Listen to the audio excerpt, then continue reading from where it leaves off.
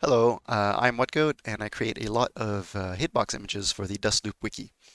This video is going to serve as a quick guide on how to make transparent hitbox images by using a black screen mod and an in-game hitbox viewer. This can also be done with green or blue screen mods, but you might have to modify the process a little bit. In my examples, I will primarily be using Guilty Gear XRD to demonstrate the process, but this should be applicable to any game that can natively have clean rips, especially 2D sprite-based games that are ran at their native render resolution. For 3D games with heavy effects, I would ask you to please refer to the Guilty Gear Strive tutorial made by jootloops that I will link in the description of this video below. I will be using an older version of Photoshop for this guide, but any image editing software that can select a specific color range should be able to do this. So the first thing you want to do, of course, after having set up your black screen mod and hitbox viewer is take a capture for the game. For the purposes of this video, I have already prepared the images ahead of time. The first demonstration will be what I call the eyedropper method, which uses color range selection to select the transparent hitbox areas that are against a black background, such as this image, deleting them, and then replacing the color at reduced opacity. This is very, very simple if your game has unified or merged hitboxes, but it can get a bit tricky with overlapping hurtboxes and hitboxes, which I will explain a bit more later. So to start, you want to ensure your document does not have a empty layer beneath your image capture that has a solid fill. So in this case, you just want to make sure you're transparent when you disable your image. The next step is to get rid of the background. So you'll want to use select and color range. When you do selection color range, you'll have an eyedropper tool. You want to make sure the fuzziness is set to 0, since if that's increased, you might be selecting within the model, and you just want to get rid of the background. So press OK, and you'll have a selection. So once you have the selection, you simply just hit delete, and it'll get rid of the entire black selection. The next step after we have gotten rid of the background is to use selection color range once more. Since we're going to be using this a lot, I really recommend using a hotkey for this. You can set them in your Photoshop settings. I personally use Control B because it does not conflict with anything else. So once you have your color range selection opened, you will click on the hurtbox that is filled with a solid black fill, and then press OK, and you'll have a selection.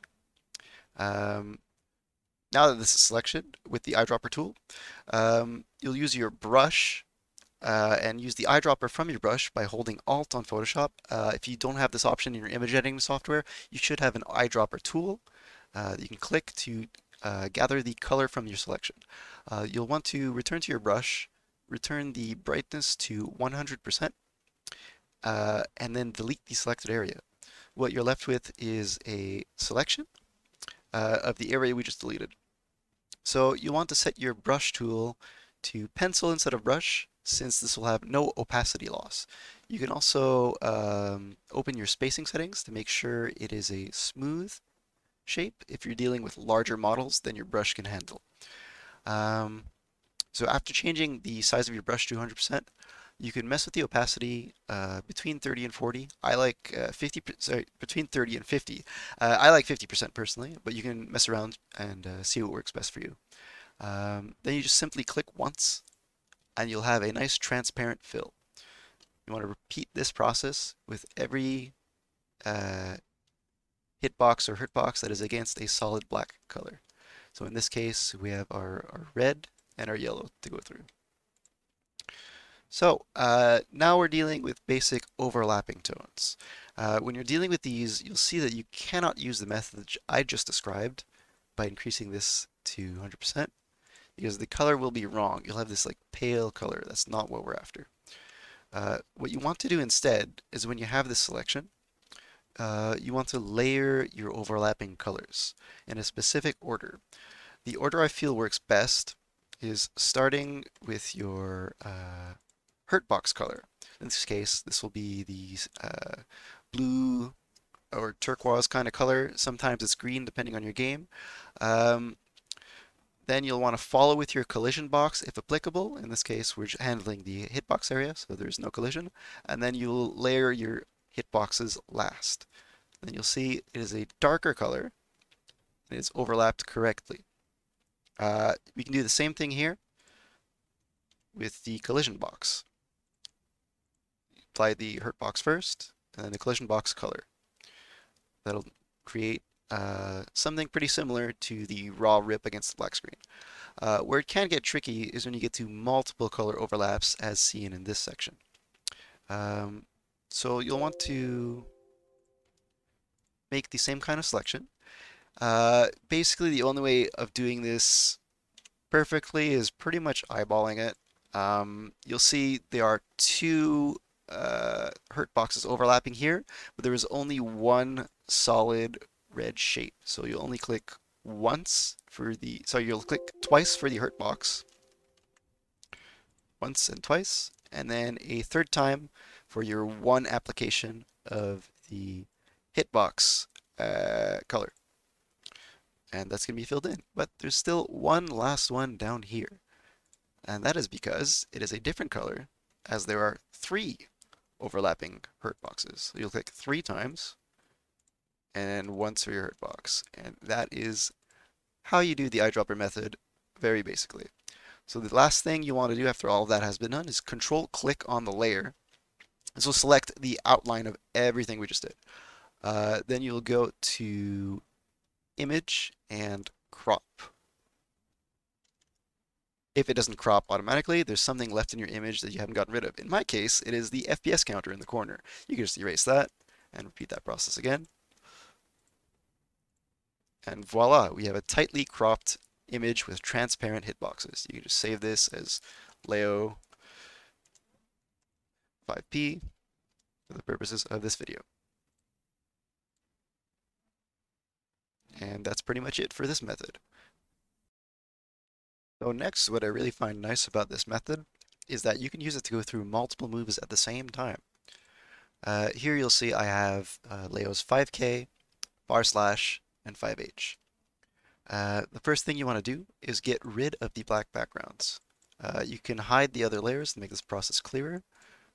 You can just delete one, enable the other, delete that, enable the other, delete that.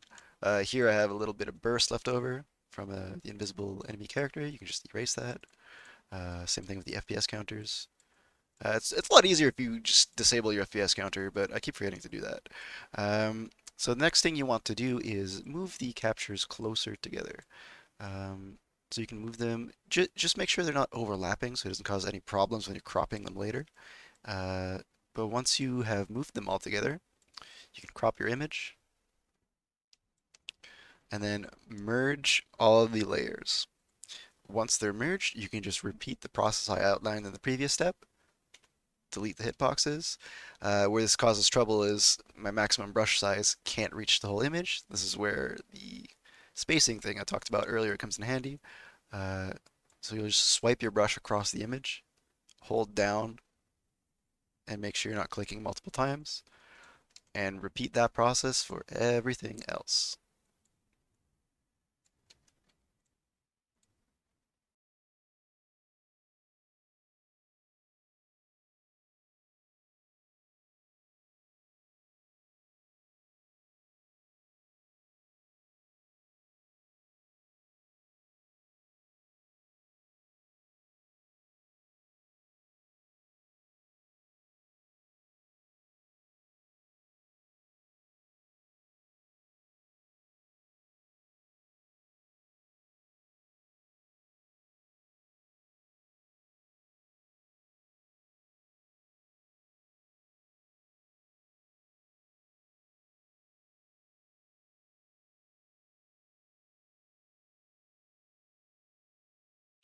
So now once all your hitbox editing is done, what you can do is simply crop your images.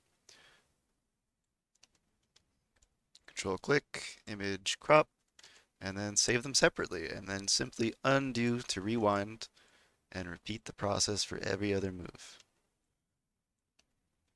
And that's it.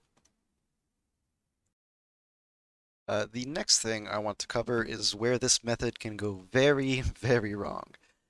As you can see, this hitbox is extremely fucked up ugly.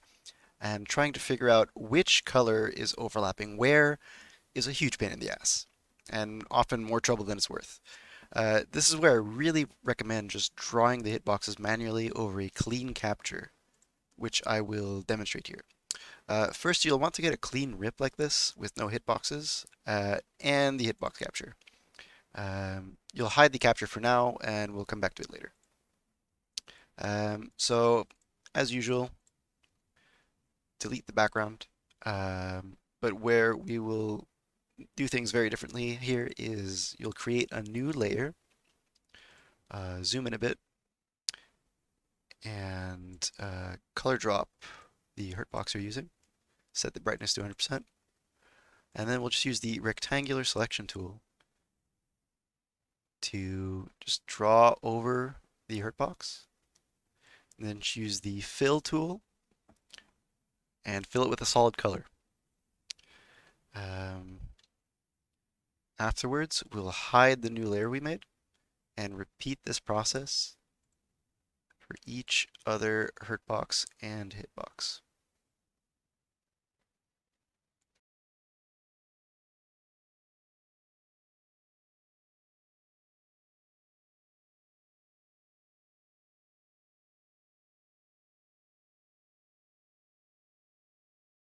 So once you have all your boxes done, you will want to turn all of these visible again. Why did I say again like that? Again, turn them all visible again. What you do after this is you'll select everything and set the fill to 50%. Then you want to hide the hitbox capture layer and move your clean capture all the way to the bottom underneath all the layers and re-enable it. What you're left with is a pretty good simile. Hold on. This is the wrong color. There we go. What you're left with is a pretty good simulation of what the raw capture looked like. But we're missing the outlines. So what we do for that is go into the blending options. And what you want to do here is select stroke, set the size to 2 pixels. I think 2 pixels looks best. You can do 1 pixels if you prefer. 3 is a bit much. And what you want to do is set the position to inside of the shape. You'll have a sharper line this way, and it won't be extruding on the exterior of the box. Finally, you eyedropper your border color, and you'll have a nice hitbox shape. Then repeat this for every other hitbox.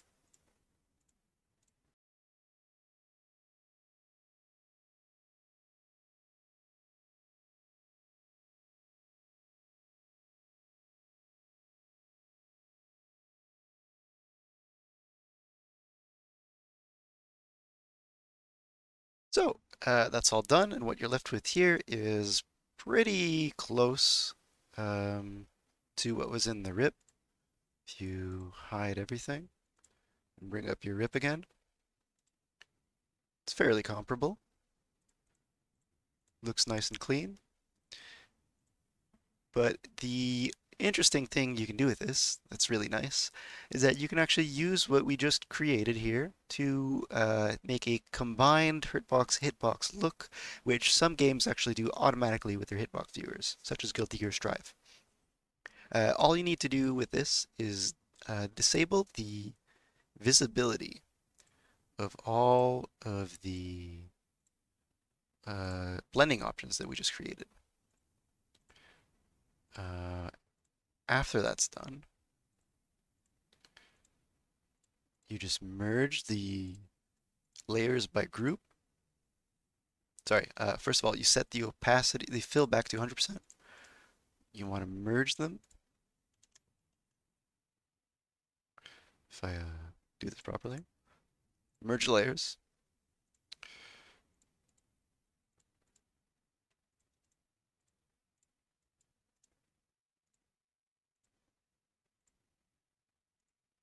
And You can leave this enabled if there's only one hitbox or hurtbox per image. What you want to do after you've merged them is set their fill back to 50% and then just add the blending options back on the stroke.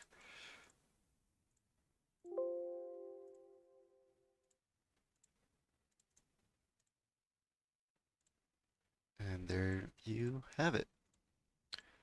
A much cleaner looking image. Some people prefer the more detailed hitboxes, but I think these display better, especially on a wiki thumbnail. Another thing that is really nice about this method that we just did for the Raven jump slash is that it's really handy if your hitbox viewer or tool only displays the outlines. So we can use pretty much the exact same method. We're going to be drawing on top of this image. So you just color drop your border here, then draw the shape over it, fill tool, hide the layer, repeat as before.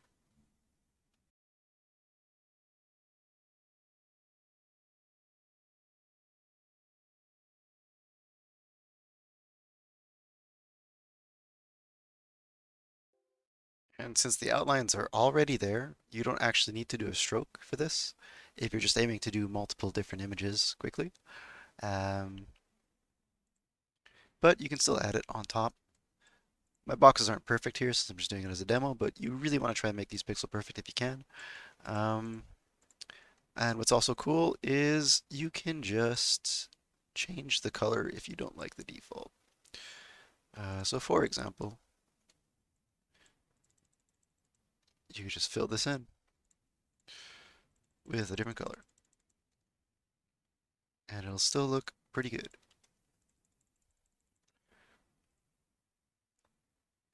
That's pretty much it for this method.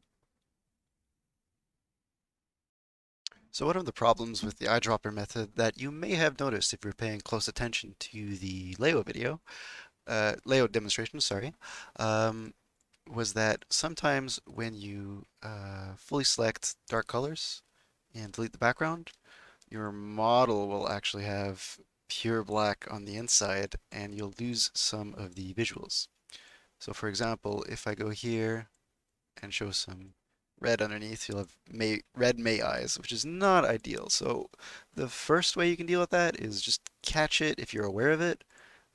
Hold Alt to use your selection tool and just get rid of that while you're doing your dark selection so that when you hit delete, you'll preserve that pure black. Another method is if you notice this, oops, sorry, if you notice this a bit later and end up deleting it, what you can do is just create a layer underneath, use a solid pure black at 100% opacity, and just draw underneath the model. That way, you'll restore the black values of the model, and it'll be pretty good, even when you overlay a bunch of hitboxes. It won't be completely accurate, but it'll be good enough that nobody's going to notice. Where this gets really complicated is when your character has a black outline on their sprite. Like Dizzy's Undine right here. You can see it's missing quite a bit of information. So you can still do uh, the whole color black underneath thing. However, when it comes to the border, that's kind of a pain in the ass. Um, so what you can do instead is control click to select the entire space, go to select, modify, and then expand. You can expand that by, let's say, 2 pixels, and then we'll have a selection that is roughly the outline, and you'll be able to just fill that in. And that looks pretty decent. Just make sure you don't do what I just did and extend your border on the outside of where you need it to be. Uh, this will work for the parts outside of a hitbox, but if you go on the inside here,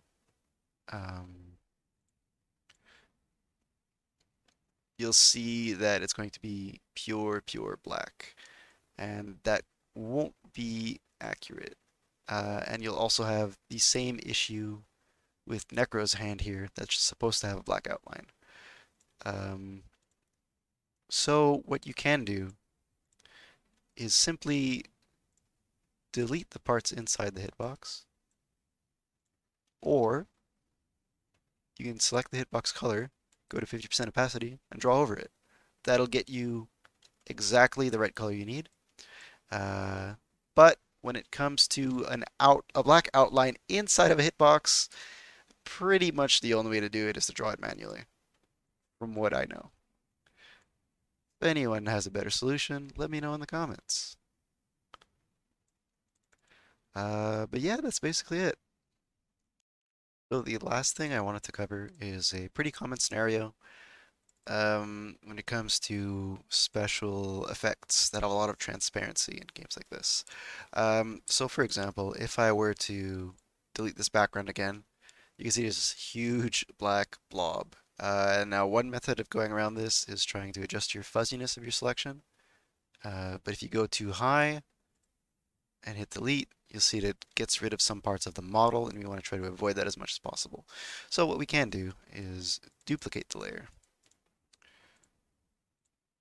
hide the copy, make the selection, and delete it again. Re-enable the layer beneath, and just erase all of this stuff. So what's happening here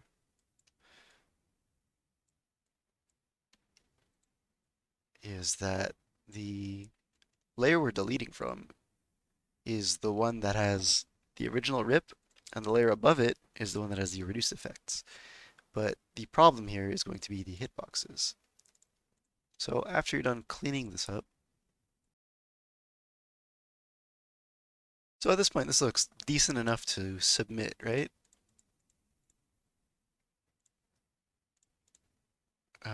The problem is the hitboxes. So we can't exactly do the same thing for the hitboxes. Because if we try to simply fuzzy select this, we'll be catching some parts of the inside of the model. There's a lot of ways around this.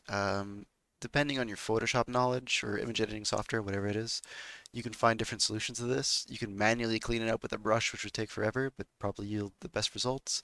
Or you can do something like this with a fuzzy selection and simply erase the selections inside the model and then just delete from both layers. Then on your top layer, use your brush to draw in the hitbox again. That's like a decent result. You still get to have the effect on your model, and you could just repeat this process for the rest. Just make sure you're adjusting your fuzzy selection to make sure you're not going too much into the model. Like this is very much into the model, and you have a lot of cleaning up to do. You use the lasso tool or polygonal tool and hold Alt to deselect.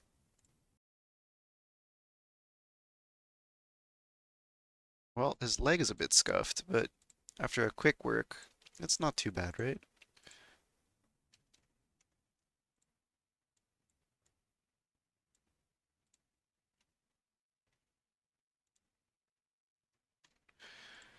So that's like a basic cleanup strategy I found. You could push this much further with the rest. That's how I go about it. But personally, when I did the Blitz images, I just kind of gave up, and it was too hard to get everything looking really nicely for it's essentially just a smoke effect. Um, so don't hesitate too much to just submit solid boxes if the effect is too complicated. Um, but certainly with better Photoshop knowledge or image editing software experience, you could push this further. Ideally, your tools will allow you to extract effects separately, but that's not always the case, and that's the point of this quick tutorial. Well, thanks for watching, everybody. That's pretty much everything I had to cover. If you want to see the results of this tutorial or process, I have done all the characters here on the Dustloop wiki for Guilty Gear XRD. If you want to see the results of the process, you can look at them on the wiki. They're all submitted in full quality. If you have any questions or need any additional assistance or information, You can contact me on Discord or leave a comment on the video and I'll answer you as soon as I can. Thanks.